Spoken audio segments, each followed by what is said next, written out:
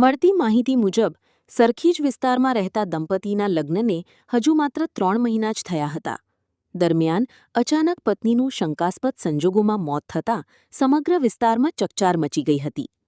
પ્રાથમિક તપાસ દરમિયાન પોલીસે ઘટનાસ્થળ પરથી પુરાવા એકત્ર કર્યા હતા અને પરિવારજનો તેમજ આસપાસના લોકોના નિવેદનો લીધા હતા. તપાસમાં સામે આવેલી વિગતોના આધારે પોલીસે પતિની પૂછપરછ હાથ ધરી હતી. પૂછપરછ દરમિયાન કેટલીક શંકાસ્પદ બાબતો સામે આવતા પોલીસે પતિની અટકાયત કરી હતી. ત્યારબાદ વધુ તપાસમાં પત્નીની હત્યા કર્યાનો આરોપ સામે આવતા પતિની સત્તાવાર ધરપકડ. સરખેજ પોલીસ સ્ટેશનમાં 8 તારીખે સવારે એક વધી આવેલી અને તેમાં એક છરી મારી છે એવી હકીકત જાહેર થયેલી, જેના આધારે સરખેજ પોલીસે સોલા હોસ્પિટલ પ્રતાપ ગયેલી અને ત્યાંથી જે ભોગ બનનાર છે એને સારવાર રિફર કરતા ત્યાં ગયેલી.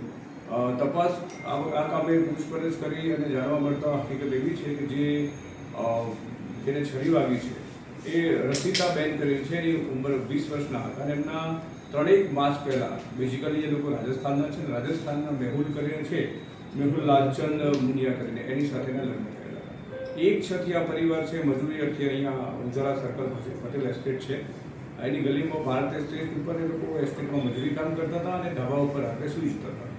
8 છે આ બધા સૂતેલા હતા ધાબા પર. એ વખતે જે મેહુલ છે આરોપી અને જે એની પત્ની છે રસીતા એને એકાએક રાત્રે સવારે 4 વાગે ઘણા ભાગે છરી મારતા બૂમ થયેલી અને એ છરી મારીને જે આરોપી છે ભાગી ગયો હતો. ત્યારબાદ જે રસીતાને સારવાર અર્થે હોસ્પિટલ લઈ ગયા હતા પછી સારવાર મરણ ગયું છે. આ કામે સરખેજ પોલીસે બીએનએસ કલમ 103 એક મુજબનો ગુનો દાખલ કર્યો છે. આરોપીની અટકાયત કરી છે અને તપાસ ચાલુ છે. કારણ શું કહે છે? અત્યારે કોઈ કારણ જે ફરિયાદી છે એને નથી જણાવ્યું કે જે આરોપીના પપ્પા છે એને પણ નથી જણાવ્યું, પણ આરોપી અટકાયતમાં આવ્યું છે એટલે પૂછપરછમાં સાચું કારણ જાણવા મળશે એ કયા કારણસર એને છરી મારી છે. સર, કેટલા ઘા એણે 3 ગળાના ભાગે મારેલાનું પ્રથમ જાણવા મળ્યું છે. સર, છેલ્લા 5-6 દિવસમાં પતિ પત્ની વચ્ચે કોઈ ઝઘડો થયો હોય એવું કોઈ પ્રાથમિક પૂછપરછના નિવેદનોમાં સામે આવ્યું છે? નહીં, એવું કોઈ સ્થળ મુલાકાત અમે કરેલી હતી ને એમાં એના જે મરણ જનાર છે એના પિતાને મેં પૂછ્યું હતું તમને કોઈ તમારી દીકરી તરફથી કોઈ ફોન આવ્યો હોય કે હેરાનગતિ હતી? તેવી કોઈ પણ પ્રકારનું ધ્યાન પર આવેલું નથી અને કોઈ હેરાનગતિ હોય એવું તપાસમાં જણાવેલું નથી. તો સર, તપાસ કઈ દિશામાં કરીશું? શું તપાસ કરીશું? આ કામે જે આરોપી છે મેઇન તો એ પકડવાનો હતો, એ અટકાયતમાં લઈ લીધો છે. હવે પૂછપરછ કરીશું, મોબાઈલના ડેટાનું એનાલિસિસ કરીશું અને જે સ્થાનિક આજુબાજુ જે મજૂર રહેતા હતા એની પૂછપરછ કરીશું અને સાચું કારણ શોધી કાઢીશું. સાહેબ, અટકાયત કરી ત્યારે પ્રાથમિક પૂછપરછમાં કંઈ કબૂલી રહ્યો છે કે? એ અટકાયત કરી અને અત્યારે એને પણ જે ધાબા પરથી કૂદીને ગયો હતો તેને પણ પગે ઈજા થયેલી છે, એટલે હાલ સારવાર માટે લઈ ગયા છે.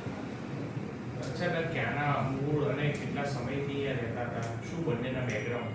મેં આપને જણાવ્યું પ્રમાણે 1 જૂને જ અહીંયા મજૂરી કરવા માટે આવેલા છે. बेसिकली ये राजस्थान से અને सातलिया। ऐसे ही अन्य खबरों के लिए चैनल को सब्सक्राइब कीजिए। खबरों का नोटिफिकेशन पाने के लिए बेल आइकॉन को जरूर दबाएं।